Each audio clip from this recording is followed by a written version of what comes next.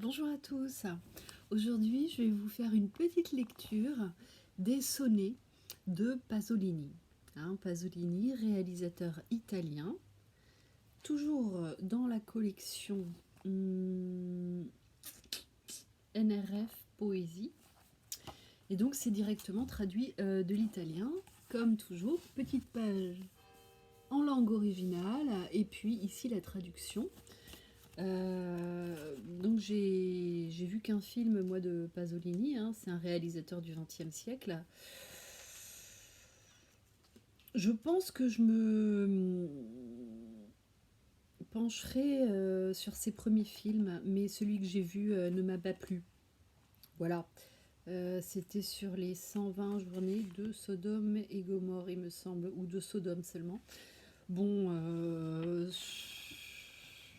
écoutez, je suis pas spécialiste de Pasolini. Il paraît qu'il y a un rapport entre la sexualité et le pouvoir politique, mais le film est difficile à voir, donc voilà. En revanche, pour revenir à la littérature, je trouve ça très intéressant. C'est un style assez sec. Euh, Rien à voir avec notre chère Elisabeth, dont je lisais les poèmes un peu plus tôt. Elizabeth Browning. Ici, c'est un peu plus violent, un peu plus cru. Voilà, donc j'en suis au 47. La page que je tourne, écrite comme au beau temps, produit un souffle léger d'éventail. Et qu'est-ce qui bouge dans l'air? Le bonheur? Rien qu'un instant, c'est vrai, et puis voilà réapparaître vos chairs renversées, en désordre, comme celle d'un homme mort, abandonné dans ma vie, que je ne parviens jamais à bouger, que je pense ou non à vous. Les chairs lourdes de Ninetto, avec les demi-cercles de ses yeux, toutes ces boucles pour qui chaque chose est une distraction, comme pour un chien qui n'est plus un chiot. Maintenant, tout est manque de bonheur et voué à la résignation.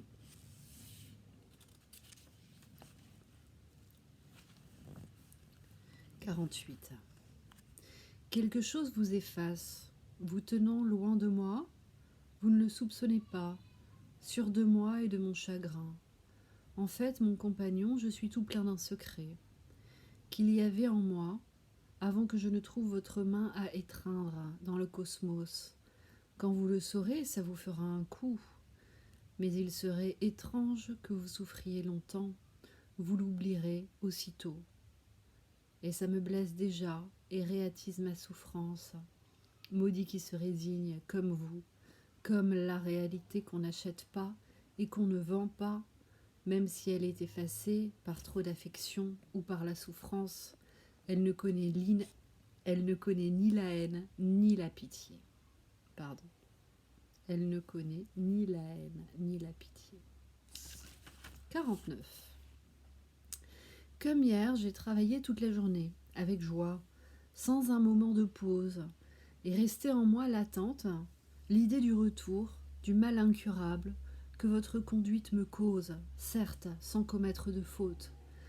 Mais quant à la nuit, elle dispose bien différemment de mon sort. Eh bien, je vous informe que vous vous êtes vengé, que votre innocence, qui me consume, le reconnaisse ou pas.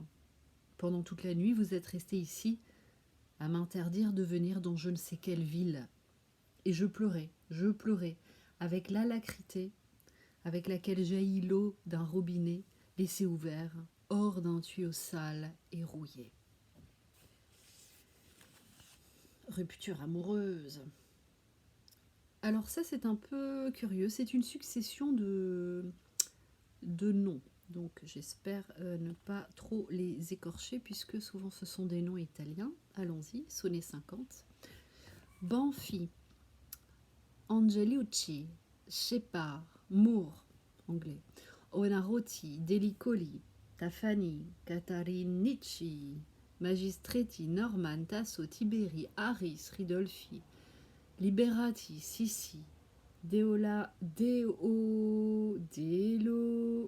trop dur à dire, De Leonardis, Enrico, Potts, Ferretti, Free, Muegelston, Castellani, Agati, Lucchini, Sabatini, Brezzini, Proietti, Muratori, Diamanti, Orellotti, Bettani, Carlino, Simili, Grassi, Cancellara, Focchetti, Cecchari, Micolici, Bossi, Polidoro, Nozzoli, Poro, Bergamini, Monachia, De Santis, Sissi, ne savent pas que la profondeur de l'automate qui, inspiré et inlassable, travaille n'est pas ici, que à cause de vous, il frappe aux portes de lui-même et ne répond pas.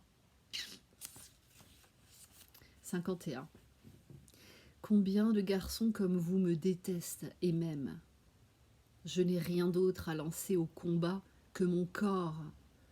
Il est à leur côté, mais je suis loin.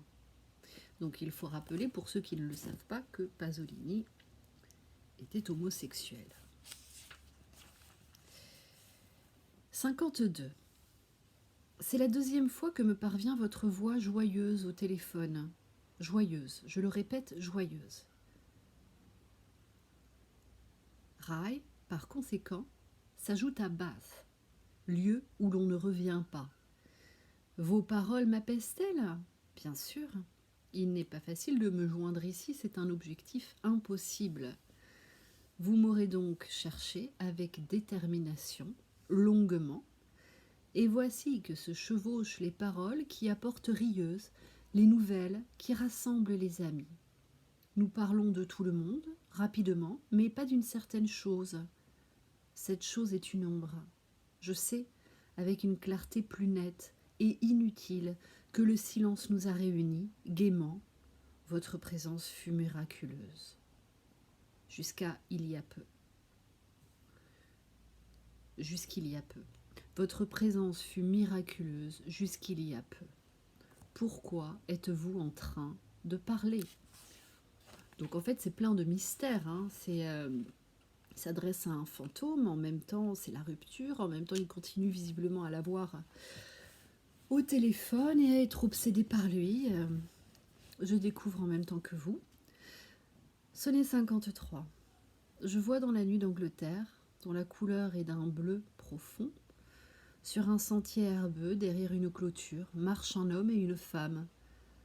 S'enfoncent dans la nuit, qui n'enveloppe que le voisinage de leur maison. Ils avancent à pied, dans le cercle d'un petit monde, près de la lune. La terreur me fait d'apercevoir l'étoile que je voyais dans ma jeunesse. L'avenir répond, à qui sait désormais toute chose, de silence en silence, cet homme et cette femme. Que de province et que de campagne. Trop pur est le ciel, au-dessus de la maison. Vous êtes un homme, je le sens, en voyant ce jeune père qui vint, le croit-il du moins, la nuit, ne vous faites pas de soucis. 54.